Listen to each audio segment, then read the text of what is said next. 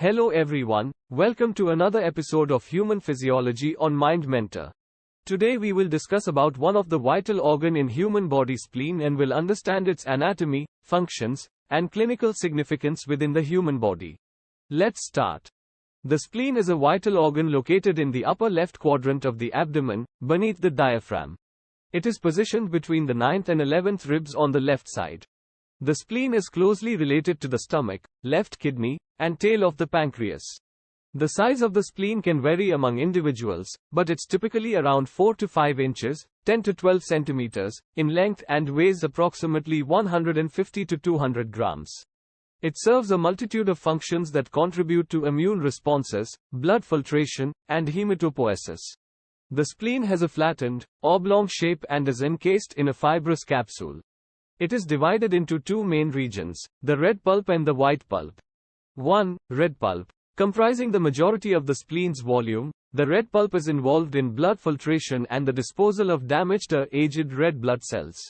It contains sinuses filled with blood, along with macrophages that phagocytize cellular debris and pathogens.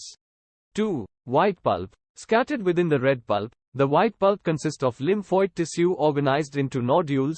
It is pivotal in immune responses, housing immune cells like lymphocytes. The white pulp monitors the blood for pathogens and triggers immune reactions when necessary. Blood supply and innervation. The splenic artery, originating from the celiac trunk, supplies blood to the spleen. This artery divides into smaller branches that penetrate the spleen's parenchyma. The splenic vein drains blood from the spleen, merging into the portal venous system. Innervation of the spleen involves sympathetic nerve fibers regulating its blood flow and immune responses. Immune functions. The spleen plays a central role in the immune system. Its white pulp contains immune cells like lymphocytes and macrophages that survey the bloodstream for foreign substances. When encountering antigens, the spleen initiates immune responses, producing antibodies and activating immune cells to combat infections. Erythrocyte destruction and recycling. Old or damaged red blood cells are filtered and destroyed in the spleen's red pulp. Macrophages engulf these cells, breaking down their components and recycling iron for reuse. This process maintains the quality of the circulating red blood cell population. Hematopoiesis in spleen. Hematopoiesis is the process of blood cell formation and development. While the primary site of hematopoiesis in adults is the bone marrow, certain circumstances can lead to extramedullary hematopoiesis, where blood cell formation occurs outside the bone marrow, including in the spleen.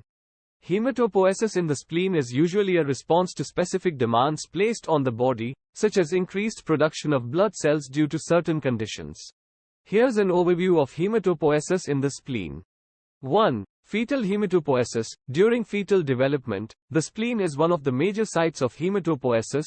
Blood cell formation occurs in the spleen before the bone marrow becomes the dominant site for hematopoiesis later in gestation. As the fetus grows, the bone marrow gradually takes over the role of blood cell production. 2. Extramedullary hematopoiesis. In certain pathological conditions, the spleen can resume its hematopoietic functions in adulthood. This is known as extramedullary hematopoiesis. It occurs as a response to increased demands for blood cell production, often when the bone marrow's capacity to produce blood cells is compromised. 3. Several conditions can trigger extramedullary hematopoiesis in the spleen, including 1. Anemia. Chronic anemias, where the body requires increased red blood cell production to compensate for losses or inefficiencies. 2. Bone marrow disorders. Conditions that affect the bone marrow's ability to produce blood cells, such as myelofibrosis or myelodysplastic syndromes. 3. Hematological disorders. Some disorders might lead to increased production of certain blood cell types, driving extramedullary hematopoiesis. 4. Hypoxia. Low oxygen levels in the blood can stimulate the production of red blood cells in the spleen. 4. Microenvironment and regulation. The microenvironment of the spleen supports hematopoiesis through interactions between hematopoietic stem cells, stromal cells, and various growth factors. Regulatory mechanisms ensure that the production of different blood cell types remains balanced and appropriate for the body's needs. Clinical significance. The spleen is a highly significant organ in the human body due to its multifaceted functions and its impact on various physiological processes. Its clinical significance spans several areas, including immunity, blood filtration, hematopoiesis, and disease management. Here are some key aspects of the clinical significance of the spleen. 1. Immune function. The spleen plays a critical role in immune surveillance and defense against infections. It contains specialized immune cells, such as lymphocytes and macrophages, that monitor the blood for pathogens. These immune cells are involved in recognizing and neutralizing foreign particles, initiating immune responses, and producing antibodies to combat infections. 2. Blood filtration. The spleen filters the blood as it passes through its sinuses. This filtration process helps remove old or damaged red blood cells, cellular debris, and pathogens from the bloodstream. Macrophages within the spleen's red pulp phagocytize these particles, contributing to the maintenance of a healthy blood composition. 3. Hematopoiesis and blood reservoir. During fetal development, the spleen is involved in the production of blood cells. Although its role in hematopoiesis diminishes after birth, it can resume this function in certain pathological conditions, such as severe anemia. Additionally, the spleen serves as a reservoir for platelets, releasing them into circulation when needed to support blood clotting. 4. Disease diagnosis and monitoring. Changes in spleen size and structure can provide valuable diagnostic information. Enlarged spleen, splenomegaly, might indicate underlying infections, hematological disorders, or liver diseases. Imaging techniques like ultrasound and CT scans are used to assess spleen health and detect abnormalities. 5. Splenic disorders and disease management. Various disorders and diseases can affect the spleen, as mentioned earlier. The clinical significance lies in diagnosing and managing these conditions to ensure proper organ function and overall well-being. Treatment approaches may involve medication, lifestyle adjustments, or surgical interventions like splenectomy. 6. Splenectomy and immune compromises. Splenectomy, the surgical removal of the spleen, is sometimes necessary to treat certain conditions, such as trauma or certain hematological disorders. However, this procedure results in reduced immune function and a higher susceptibility to certain infections, particularly those caused by encapsulated bacteria. Individuals who have undergone splenectomy require specific vaccinations and careful monitoring to prevent infections. 7. Monitoring immune health. In cases of functional asplenia, reduced or absent spleen function, individuals need to be vigilant about their immune health. Regular checkups, vaccinations, and prompt medical attention for any signs of infection are crucial. 8. Research and therapeutic advances. Ongoing research into the functions and interactions of the spleen continues to uncover new insights into its clinical significance. This knowledge contributes to the development of therapeutic approaches targeting immune disorders, blood-related conditions, and other medical issues. Interactions with other organs. The spleen interacts closely with other organs, including the liver and lymph nodes. It receives blood from the splenic artery and releases blood into the splenic vein, which joins the portal venous system. Its immune interactions are vital for coordinating immune responses across the body. The spleen's intricate structure and multifaceted functions contribute significantly to overall health. Its roles in immune surveillance, blood filtration, and hematopoiesis underscore its importance in maintaining the body's equilibrium and defense mechanisms.